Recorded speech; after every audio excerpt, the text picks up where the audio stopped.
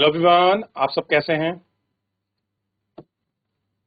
मैं उम्मीद करता हूं कि बहुत अच्छे होंगे और अपनी पढ़ाई को बहुत अच्छे से कर रहे होंगे। मैं आकाश कुमार पढ़ाना आईसीटी वर्चुअल क्लासरूम में आपका बहुत बहुत स्वागत करता हूं मेरे प्यारे बच्चों। जैसे आपको पता है मेरे प्यारे बच्चों, बेसिकली हमारी आपका जो है मेरे प्यारे बच्चों 11वीं क्लास है।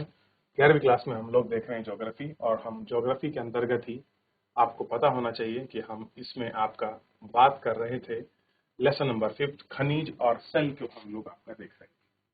खनिज क्या है, सेल क्या है, इन सभी चीजों को हमने मिलजुल कर देखा और एक एक करके हमने बात करी कि हम किसको खनिज कहेंगे और किसको हम लोग आपका सेल कहेंगे। ये सारी चीजों को हमने इसमें देख लिया था।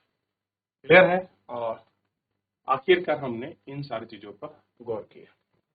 तो बच्चे कह रहे थे कि सर हमको दोबारा पढ़ना है कि जो है आपके खनिज जो सेल हैं बनती कैसे हैं, उनको हम लोग दोबारा पढ़ना है। तो हम लोग इग्नियस रॉक से ही हम आपका रिवीजन करेंगे। क्लियर है। तो सबसे पहले आपको पता होना चाहिए, ध्यान दीजिए जो हम इसमें बात कर रहे थे, सबसे पहले आपको पता होना चाहिए जो हमारे शेल है,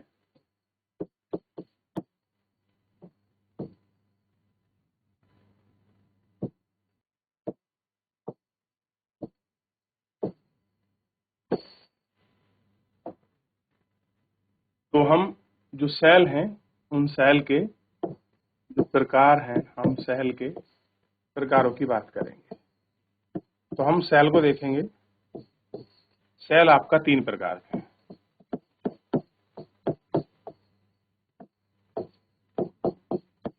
आग्नेय सेल,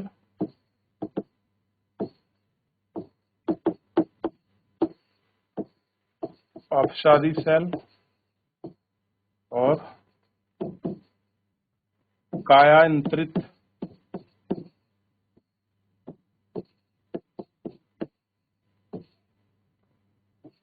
सेल।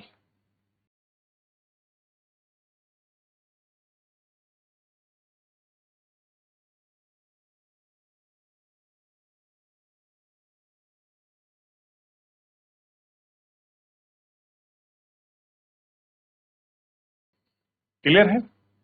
सबसे पहले अगर आप इसमें बात करोगे तो हम सबसे पहले इसमें देखेंगे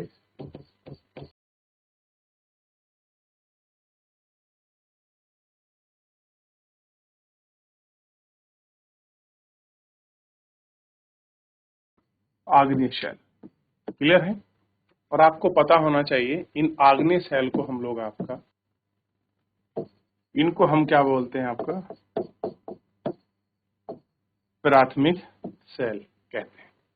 क्या बोलते हैं, प्राथमिक सेल। अच्छा, बनते कैसे हैं ये।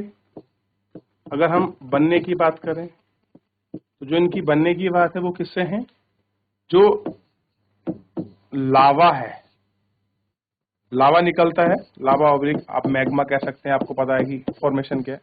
लैग्मा आपका निकला, और ये जब मान लीजिए जैसे दरार, ये उद्भेदन से ही निकलता है। एक गाढ़ा होता है, एक चिपचिपा होता है। तो ये क्या होता है, इस रूप में आपका फैल जाता है। ठीक। और फैलने के बाद ही जमाव हो जाता है। तो जमाव होकर जो ये आपकी चट्टान बनी, चट्टान बनी, इसी को हम सेल समूह कह देंगे। ठीक है। और ये सेल क्या है आपका, ये क्या है, ये आपके आग्नेय सेल है। कैसे हैं, ये आपके आग्नेय सेल है। ध्यान रहेगा, क्या है ये आपके आग्नेय सेल। ये तो आप पढ़ रहे थे, ऊपरी मैग्मा है और मैग्मा ठंडा होता है, और ठंडवा होने के बाद ये हमको दिखाई देता है। क्लियर है। ठीक। और इसकी बनावट, आकार है, इसमें बहुत सारे खनिज मिलते हैं, छोटे छोटे गोली मिली होती है। और ये आपको पता होना चाहिए इसमें क्या है, जो आग्नेय सेल है इसमें खनिज है, और खनिज के साथ साथ आप देखेंगे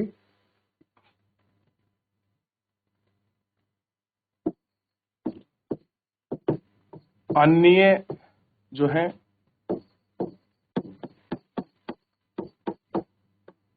खनिजों का जो है इसमें योगदान होता है। इसमें कुछ छोटे मोटे बाप के क्रिस्टल होते हैं, क्रिस्टल होते हैं। क्लियर है?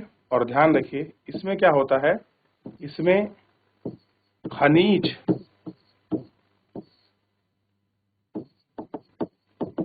संसाधन की प्रधानता होती है। कैसी है? खनिज संसाधन की प्रधानता होती है। नंबर 1 जैसे आपका लोहा हो गया, बी तांबा हो गया, ठीक, मैग्नीज हो गया,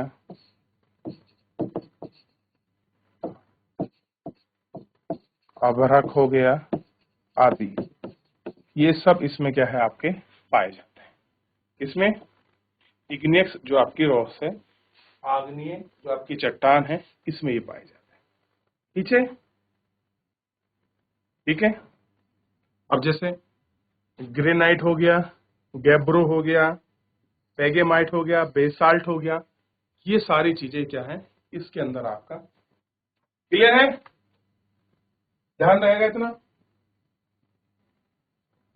अब इसके बाद जो होता है आप देखेंगे अपसादी चट्टान। अब थोड़ा समझने का प्रयास। इसके बाद जो आपकी चट्टाने हैं इनको हम कहते हैं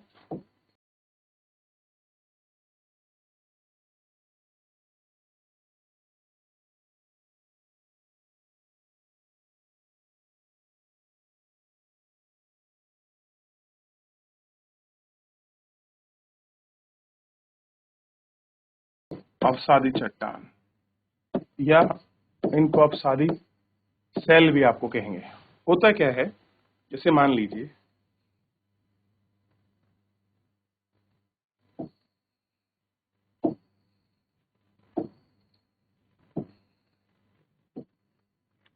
ये कोई आपकी चट्टान है, ठीक, मान लीजिए टूट फूट गई, मान लीजिए ऐसी थी ये, ठीक।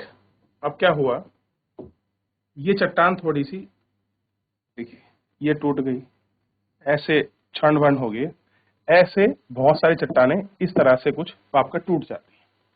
क्लियर है? और ये टूटने के बाद क्या होती हैं, यहां पर आपकी जमा होती हैं इस तरीके से, ठीक, और ये आपका जमा होने लगती है।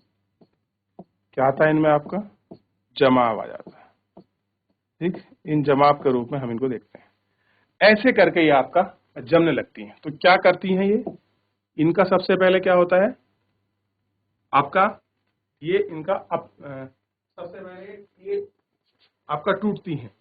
तो देख लीजिए आग्नेय चट्टानें अपक्षयकारी तत्वों के साथ अवनत होती हैं और ये बाह्य जनित फोर्स लगता है इन पर, और उसके बाद ये टूट कर निक्षेपित और आपका परिवहन होती है। तो सबसे पहले क्या होगा, इनके साथ अपक्षयकारी कारक होंगे। ध्यान दीजिए यहाँ क्या होंगे, अपक्षयकारी तत्व चलेंगे, ठीक है, इन पे इफेक्ट होगा, और उसके बाद क्या होगा, इनका परिवहन होगा, यानी कि चलेंगी, और परिवहन के बाद इस जगह पर क्या होगा आपका निक्षेप होगा। कैसा होगा, निक्षेप,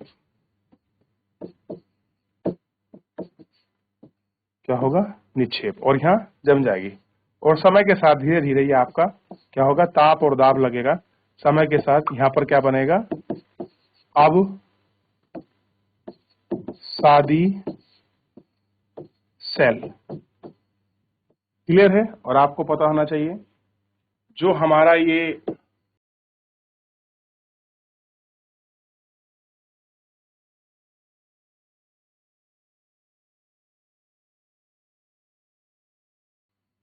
अवसादी जो सेल हैं, इसमें क्या होते हैं आपके पेड़ पौधे जीव आदि के क्या होते हैं, अवशेष भी होते हैं, अवशेष होते हैं। और जब इनके अवशेष होते हैं तो आपको पता होना चाहिए इन्हीं अवशेषों पर हम क्या करते हैं, यही अवशेष इस अवसादी में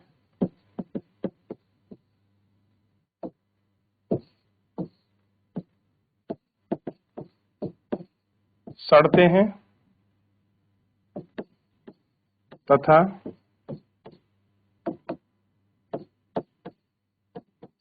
गलते हैं।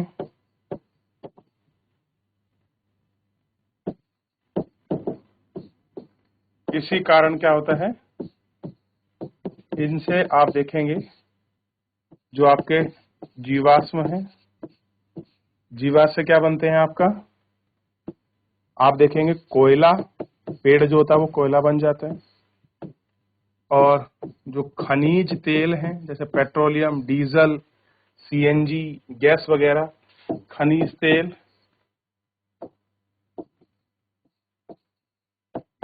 आदि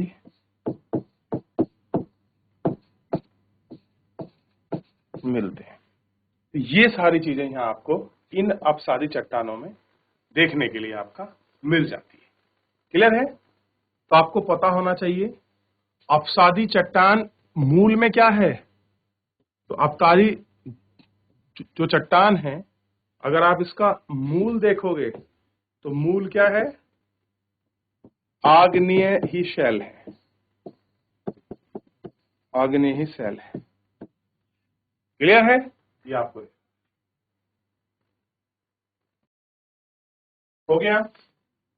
आगे बढ़े और देखिए, ये अपसादी था और ये क्या था आपका, इसका प्रकार, और ये आपका आग्नेय। क्लियर है? ये आग्नेय का फॉर्मेशन। तो इतना आप इसमें आपका देख चुके हो कि भाई आखिर तक हो कैसा, तो इतना आप लोगों ने देख लिया। अब इसको बनने के जो आपके तरीके हैं वो तीन ही है। हो सकता है कि वो आपका मैकेनिज्म हो, यांत्रिक हो, कार्बन हो, रासायनिक हो। तो कैसे हो सकता है, यांत्रिकी रूप हो सकता है,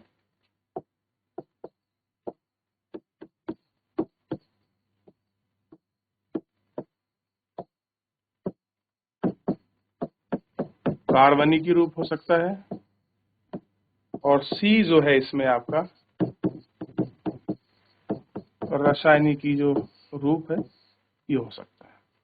यही तीन प्रकार इसके अंतर्गत हो सकते हैं। क्लियर है? अगर मान लीजिए आपका यांत्रिक रूप है यानी कि मैकेनिज्म है, जैसे बलूकास होता है, तो आपका पिंडशला होती है, चूना पत्थर का प्रेशर शेल होता है, ये चीज होती है। अगर ये बनी है तो ये क्या है, मैकेनिज्म, हल्के हल्के आई है, जमा हुई किसी प्रोसेस में बनी है।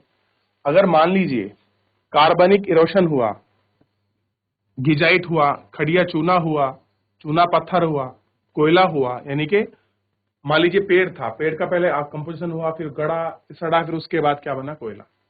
ऐसे ही आप बात करें रासायनिक प्रोसेसर की, चूना पत्थर है, श्रृंगार है, पोटेशियम, ये केमिकल रिएक्शन के कारण इनका निर्माण होता है। तो अगर पूछ लिया जाए कि मैकेनिज्म, कार्बनीकरण और आपका केमिकल बेस में तो चेंज आता है, वो किस सेल में आता है, आप कंफर्म होना चाहिए। वो सेल जो है, ये सेल है आपकी अवसादी। क्या है, अवसादी सेल। इस साल के कारण क्या आता है, अंतर आपको देखने के लिए मिलता है, ये सेल आती है अवसादी, और इसी में ही ये सारी चीजें हमको देखने के लिए मिल जाती। क्लियर है? ध्यान रहेगा, अपसादी सेल के रूप में हम इसको देखते हैं। हो गया? आगे बढ़ जाएं। अब देखिए, अब इसके बाद है कायांतरित। अगर आप कायांतरित सेल को देखते हैं, जब हम लोग क्या करते हैं, कायांतरित का मतलब है स्वरूप में परिवर्तन, रूप चेंज, बदल गया।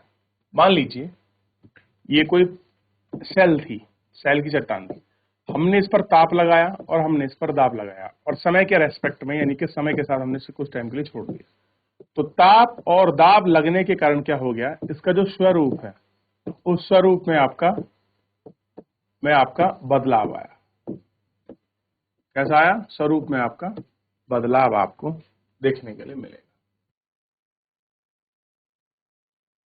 अब देखिए बदल दिया। अब देखिए तापमान में परिवर्तन की प्रक्रिया के फलस्वरूप सेल का निर्माण होता है। सेल दाब, आयतन और ताप में परिवर्तन से निर्मित है और स्तर है, खिसक जाती है, बालू पिघलती है। इन सब ऊपरी सेल के कारण निचली सेल के अत्यधिक दाब पड़ता है, ठीक। और जिसके कायांतरण, कायांतरण का मतलब होता है पलट होना। हम कहते हैं ना कि अब तो कायांतरण होने वाला है, यानी कि अब बदलाव आने वाला है।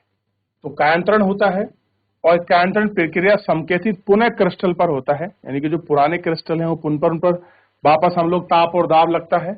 तो किसी भी विशेष रासायनिक परिवर्तन के टूटने एवं पिसने के कारण वास्तविक सेलों में उन व्यवस्था में पुनः संगठित होते हैं और ऊष्मा कायांतरण होता है और पुनः क्रिस्टल हम लोग देखते हैं, ठीक। और उसमें कायांतरण जो है हमको झेलना पड़ सकता है। चलिए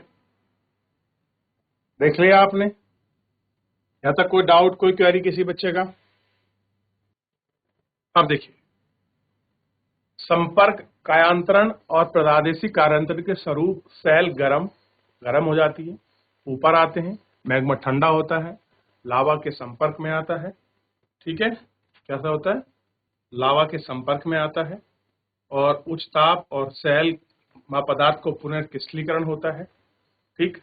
और सेल मैग्मा अथवा लावा के योग आते हैं और प्रादेशिक कायांतरण में क्या होता है, उच्च तापमान और दाब और इन दोनों के कारण सेल और विविधीकरण दबाव के कारण विकृति होती है और जिससे सेल में पुनर्क्रिस्टलीकरण होता है, रूपांतरण की प्रक्रिया होती है, खनिज तत्वों के रूप में देख सकते हैं। और कायांतरित सेल और खनिज अथवा कण इस व्यवस्था को आपका फोलेशन या रेखांकन कहते हैं और कभी कभी खनिज और विभिन्न समूह के कण आपका मोटी सतह में इस प्रकार व्यवस्थित होते हैं कि वे हल्के व गहरे रंग में दिखाई देते हैं। कायांतरित सेल ऐसी रचनाओं को वेडिंग कहते हैं, जिन्हें वेडिंग प्रतिदिन करने वाली सेलों को वेडिंग सेल कहते हैं। कायांतरित होने वाली वास्तविक सेल पर ही कायांतरित सेल पर निर्भर है। कायांतरित सेल दो भागों में वर्गीकृत किया जाता है, एक है परिवर्तित सेल, अपरिवर्तित, और ग्रेनाइट, साइनाइट, स्लेट, सिल्ट, संगमरमर, क्वार्ट्जाइट और आदि के रूप में ये सारी चीजें इस रूप में आपको दिखती हैं। क्लियर है? ये हम आपको इनको देख सकते हैं कि भाई किस तरह से इनका रूपांतरण है, किस तरह से ये चीज है और कैसे ये बनती है। तो ये एक पूरा प्रोसीजर है जिसके माध्यम से ये सारी चीजें होती हैं। एक एक करके हमने इनको देखा कि भाई मान लीजिए अगर कायांतरित सेल पर निर्भर बात कर रहे हैं और अगर साइनिक ग्रेनाइट है, कैसे उस पर टेम्पर बेस लग के, अब देखिए अगर चूना पत्थर पर ताप और दाब लगे तो वो संगमरमर में बन जाता है। कैसे है? संगमरमर। और ग्रेनाइट पर अगर आप दाब लगा दो तो उसका स्वरूप भी आपका रूप परिवर्तन हो जाता है। क्लियर है? ये आपको ध्यान रखना चाहिए। आप थोड़ा सा इसमें देखिए, सेल अपने मूल रूप में अधिक समय तक नहीं रहेगा। जो सेल है वो अपने मूल रूप में आपका लंबे समय तक नहीं रहता है। सेल चक्र एक प्रक्रिया है। कैसा है? प्रक्रिया यानी कि प्रोसीजर, यानी कि बदलती रहती है। भाई अगर बदल रही है तो ये तो क्या है? सेल चक्र है, ठीक है। ये चीज हमने इसमें देख ली। ये क्या है? एक प्रक्रिया है और एक प्रोसीजर है जो आपका बदलता रहता है। आग्नेय सेल प्राथमिक सेल है और अपसादी और कायांतरित है। कैसे हैं? अपसादी और कायांतरित है। प्राथमिक सेल निर्मित होते हैं। आग्नेय सेल का कायांतरण सेलों में परिवर्तन किया जा सकता है। आग्नेय और कायांतरित सेल से प्राप्त अपसादी सेल का निर्माण होता है। अपसादी सेल अपखंडों में परिवर्तित होते हैं और ये अपखंड अपसादी सेल के निर्माण का एक स्रोत है। कायांतरित अपसादी परिवर्तन द्वारा अपसादी के आंतरिक भाग में की ओर जाते हैं। कैसे हैं? आपका नीचे की ओर जाते हैं। पूर्ण अभाग प्लेट अभिसरण है और अन्य क्षेत्र इसमें चलते हैं और पृथ्वी के आंतरिक भाग में तापमान बढ़ने के कारण पिघलकर मैग्मा का तापमान हो जाता है और आग्नेय सेल समूह इसमें आपका बदल जाते हैं और सेल समूह के रूप में हम इसको देखते हैं। क्लियर है? और हम इसको इसमें देख सकते हैं। हो गया? चलिए, अब ऐसे ही ये सेल चक्र है। सेल चक्र को देखिए, सबसे पहले क्या होता है ये तो समझा गया भाई। पहले मैग्मा निकलता है, मैग्मा के ठंडे होने के बाद आग्नेय सेल बनती है, और जब आग्नेय सेल में क्या होता है, अपक्षय और अपर्दन होता है। तो और अपक्षय अपर्दन यानी कि शिला भंजन, शिला टूटती है। उसके बाद क्या बनती है, अपसादी सेल। और अपसादी सेल में आप देखते हैं कि अभी प्रोसीजर पढ़ा है क्या क्या होता है। जब अपसादी सेल पर ताप और दाब लगता है, ध्यान दीजिए, ताप और दाब, तो ताप और दाब के कारण क्या होती है, कायांतरित सेल बनती है। और वापस ये बेनी ऑफ जॉर्ज में जाकर जब कोई दो प्लेट टकराती हैं तो गल जाती है और वापस से मैग्मा बन जाती है, यानी कि उसी स्वरूप में आ जाती है। इसी स्वरूप और प्रक्रिया को बोलते हैं चक्र। बस हमें इसलिए महसूस नहीं होती क्योंकि इसके बनने में करोड़ों और आपके लाखों वर्ष का समय लगता है। क्या है? लाखों वर्ष का समय। वर्ष का क्या है? समय लगता है। क्लियर है? ये हमको देखना है। इतने वर्ष का इनको देख लिया। इसी कारण ये सेल चक्र होता है, और हमें दिखता क्यों नहीं है, क्योंकि इसमें लाखों करोड़ों वर्ष का समय लगता है। देख लिया? चलिए, तो इस तरीके से मैंने आपको पूरा रिवीजन इसमें करवा दिया। आई होप कि आपको क्लियर हो गया होगा।